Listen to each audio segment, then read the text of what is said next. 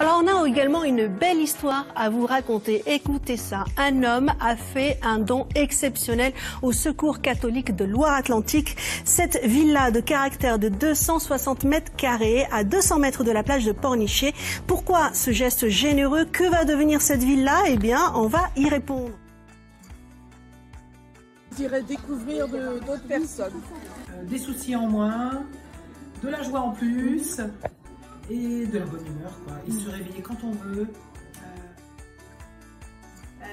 vivre ensemble. Le projet, c'est offrir des vacances à ceux qui n'en prennent jamais, pour qui le mot vacances n'évoque rien et qui pensent que ce n'est pas pour eux. Les vacances, c'est-à-dire la fraternité, les moments d'amitié, les rigolades, les parties de pétanque. C'est un beau projet, ça permet aux personnes qui n'ont pas l'occasion de partir en vacances justement de profiter avec leur famille, leurs amis. Ce projet, je trouve ça intéressant parce que c'est une maison qui a déjà une vocation à recevoir beaucoup de gens en vacances.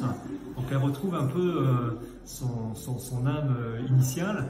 Et puis créer du lien, aujourd'hui, je pense que c'est quelque chose qui est vraiment important, on voit bien dans la société actuelle.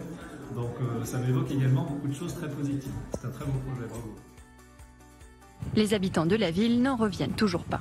Je trouve que c'est magnifique. Franchement, C'est très bien, ça permet à des gens de profiter de la région. Franchement, je ne sais pas si je l'aurais fait. Ça demande quand même réflexion. Située à 200 mètres de la mer, la villa va devenir un lieu de vacances paisible pour les familles modestes. C'est une maison familiale de vacances qui a pour vocation d'accueillir des familles qui vivent une situation de précarité. Et donc cette maison peut accueillir une quinzaine de personnes sur des séjours de 1 à 2 semaines.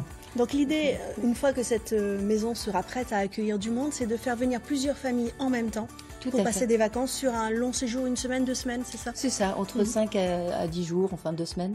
Et donc oui, la spécificité de ce lieu, c'est qu'on garde l'esprit de famille. Donc là, on voit toute l'équipe qui va travailler sur ce projet-là.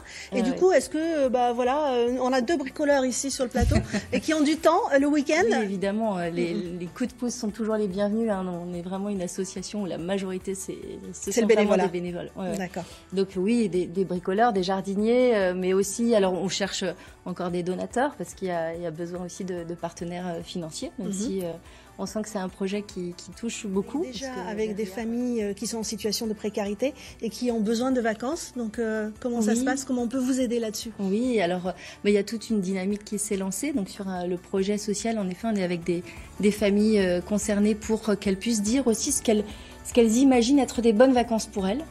Et quand on cumule des pauvretés, c'est pas si simple. Donc oui, il y a déjà une équipe qui s'est constituée.